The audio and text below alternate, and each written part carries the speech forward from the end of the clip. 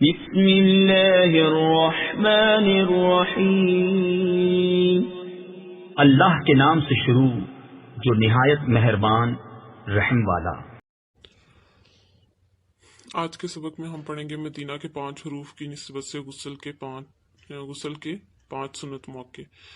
تو سبق شروع کرنے سے پہلے اور اس کے مستحب مواقع بھی پڑھیں گے، تو اس سے پہلے آپ سے عرض ہے کہ ہمارے چینل کو سبسکرائب کریں، شیئر کریں اور لائک کریں ہماری ویڈیوز کو، تاکہ ہماری ویڈیوز پروموٹ ہوں، زیادہ سے زیادہ لوگوں تک پہنچیں، آپ کو ثواب ملے۔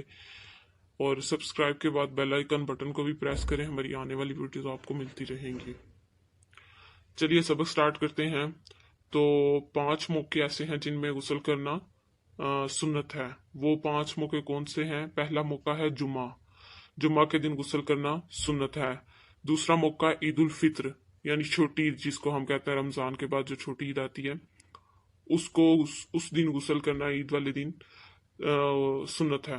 اسی طرح نمبر 3 ہے بقرہ عید، جسے عید الاضحیٰ بھی کہتے ہیں، اور جس میں قربانی کی جاتی ہے۔ ذوالحجہ الحرام کے مہینے میں عید آتی ہے، 10 ذوالحجہ الحرام کو۔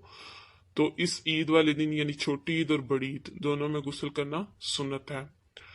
نمبر 4 ہے عرفہ کے دن یعنی 9 ذوالحجہ الحرام کو، جس دن حج پڑھا جاتا ہے، اس دن غسل کرنا بھی سنت ہے۔ نمبر 5 ہے احرام باندھتے وقت نہانا سنت ہے۔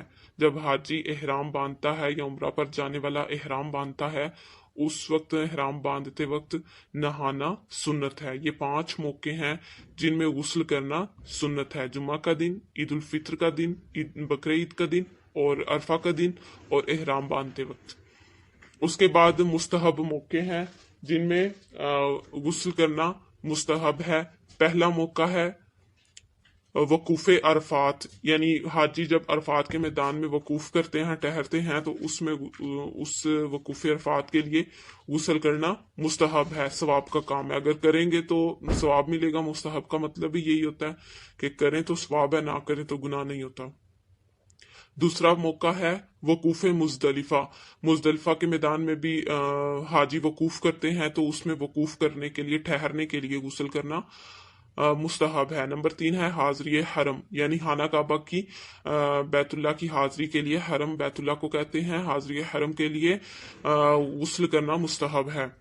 نمبر 4 ہے حاضری سرکار اعظم صلی اللہ علیہ وآلہ وسلم، یعنی پیارے آقا صلی اللہ علیہ وآلہ وسلم کے دربار پرانوار پر حاضر ہونے کے لیے، یعنی مدینہ پاک میں حاضری کے لیے، مسجد نبوی میں حاضری کے لیے غسل کرنا مستحب ہے۔ نمبر 5 ہے طواف، جو حاجی خانہ کعبہ کے گرد طواف کرتے ہیں، یا عمرہ کرنے والے 7 چکر جو لیے جاتے ہیں اس کو طواف کہتے ہیں، تو اس کے لیے غسل کرنا مستحب ہے، یعنی ثواب ملے گا۔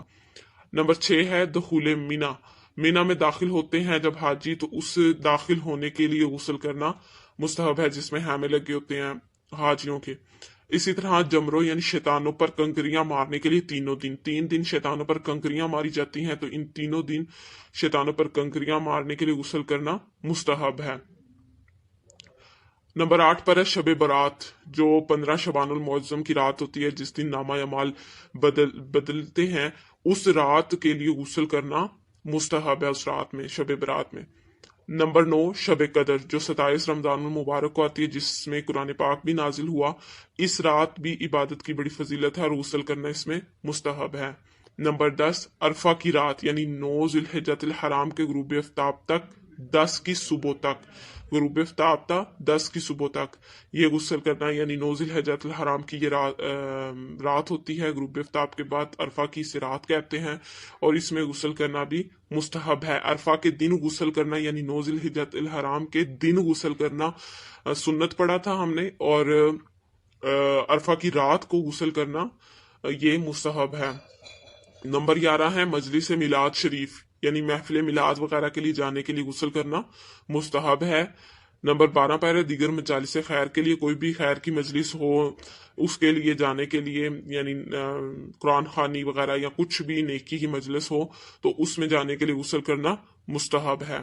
نمبر 13 ہے مردہ نہلانے کے بعد، غسل میت دینے کے بعد جس نے غسل دیا ہے میت کو، اس کے لیے نہانا مستحب ہے۔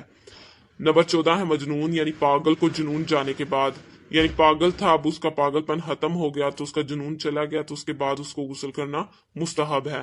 نمبر 15 ہے غشی سے افاقہ یعنی بے ہوشی ختم ہونے کے بعد، یعنی اس پر بے ہوشی طاری تھی، اب بے ہوشی ختم ہوئی تو اس وقت اس پر غسل کرنا مستحب ہے۔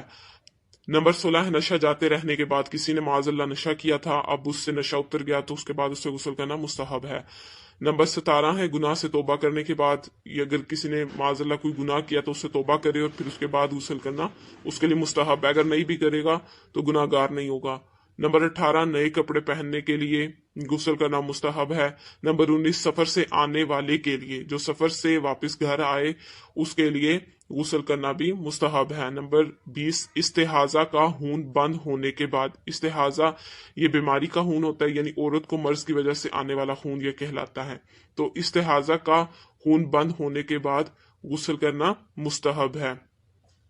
نمبر 21 ہے نماز کسوف یعنی سورج گرہن اور خسوف یعنی چاند گرہن کی نماز کے لیے وضو کرنا معذرت غسل کرنا مستحب ہے۔ نمبر 22 ہے استسقاء یعنی طلب بارش اور خوف و تاریکی اور سخت آندھی کے لیے غسل کرنا مستحب ہے۔ نمبر 24 بدن پر نجاست لگی اور یہ معلوم نہ ہوا کہ کس جگہ لگی تو اس صورت میں غسل کرنا مستحب ہے۔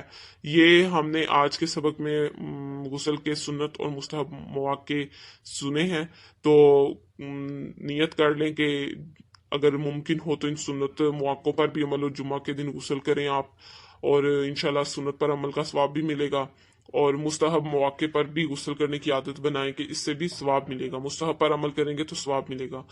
تو مزید آپ سے یہ بھی عرض کرنی ہے، ہمارے سبق کے دوران آپ کو کوئی چیز سمجھ نہ آئے، کسی بارے میں آپ نے معلوم کرنا ہو تو آپ بلا جھجک کامنٹ باکس میں سوال کر سکتے ہیں، انشاءاللہ آپ کی رہنمائی کی جائے گی۔ اب تک کے لیے اتنا ہی۔